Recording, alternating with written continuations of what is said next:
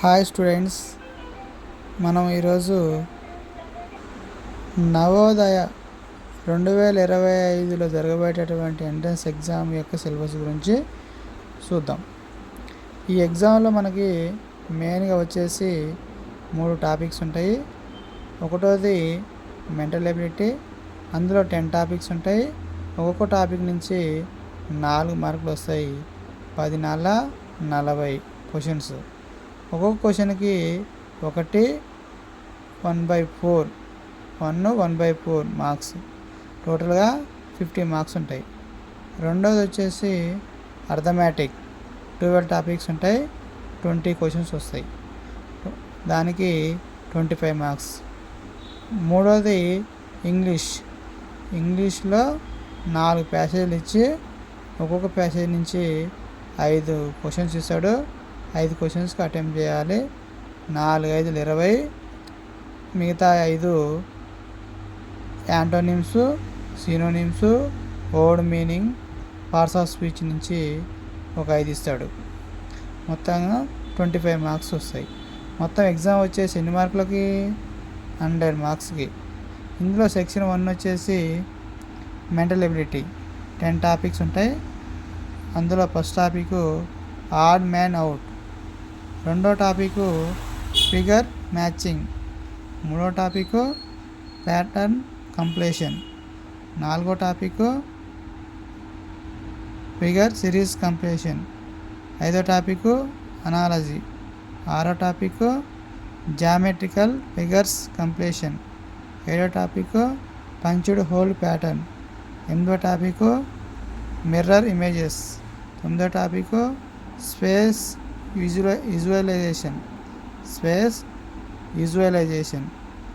10th topic embedded figures, అంటే దాగి ఉన్న చిత్రాలని చూసి మనం ఆన్సర్ చేయాల్సి ఉంటుంది.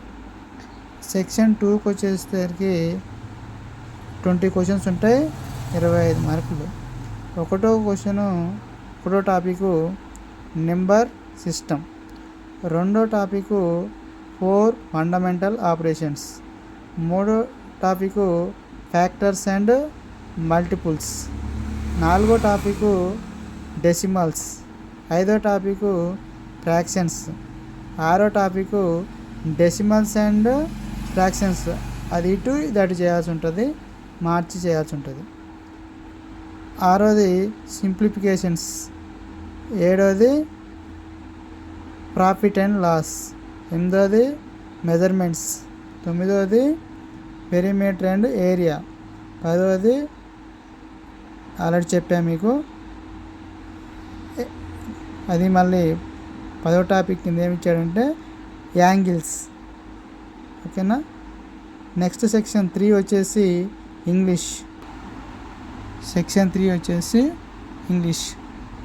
ఇంగ్లీష్లో ఏముంటాయంటే ఫస్ట్ సినోనిమ్స్, రెండోది యాంటోనిమ్స్, మూడోది వర్డ్ మీనింగ్, నాలుగోది పార్ట్స్ ఆఫ్ స్పీచ్, ఐదోది ప్యాసేజెస్ 4 ఇచ్చి ఒక్కొక్క ప్యాసేజ్ నుంచి 5 క్వశ్చన్స్ అడుగుతాడు. 4 5 20, ఈచ్ క్వశ్చన్ క్యారీస్ 1 మార్క్. 4 5 20 మార్కులు. Synonyms 1, antonyms 1, word meanings 1, parts of speech నుంచి 2 వస్తాయి. లేదా అటు నుంచి అటు అంటే కొద్దిగా జంబులు కావచ్చు, అది మనం అన్ని పర్ఫెక్ట్గా చదువుకోవాలి. ఇది మనకి నవోదయకు ఉన్నటువంటి సిలబస్ అన్నమాట. ఇందులో ఉన్నటువంటి టాపిక్స్ని ప్రతి ఒక్కటి పర్ఫెక్ట్గా చదువుకుంటే అన్ని క్వశ్చన్స్కి ఆన్సర్ చేయగలము. ఫస్ట్ మనం నేర్చుకోవాల్సింది ఏంటంటే, అందరికి ఇక్కడ మెంటల్ ఎబిలిటీ వచ్చేసి పర్ఫెక్ట్గా చేస్తారు, 40కి 40 చేస్తారు, లేదా 35 నుంచి 40 చేయొచ్చు పర్ఫెక్ట్గా బాగా చదివిన వాళ్ళు. అర్థమెటిక్ బాగా నేర్చుకుంటే 25కి 25 ఎవరైతే చేస్తారో వాళ్ళు మాత్రమే సీట్ సాధించే అవకాశం ఉంటుంది. ఇంగ్లీష్ కానీ ప్యాసేజెస్ కొద్దిగా హార్డ్గా ఉంటాయి. ఆ హార్డ్గా ఉన్నటువంటి ప్యాసేజెస్ మనము బాగా పర్ఫెక్ట్గా చదువుకుంటే మనం సీటు సంపాదించుకోవడానికి అవకాశం ఉంటుంది. మెయిన్గా మనకి ఇంగ్లీష్లో 25కి 23, 24 రావాలి. ఈ విధంగా మనం ఏ టాపిక్ నుంచి ఎక్కువ వస్తాయో ఆ టాపిక్ మంచిగా పర్ఫెక్ట్గా చదువుకోవాలి. మెయిన్గా మనం చేయాల్సింది ఏంటంటే అర్థమెటిక్ మీద మన యొక్క రిజల్ట్ డిపెండ్ అయి ఉంటుంది.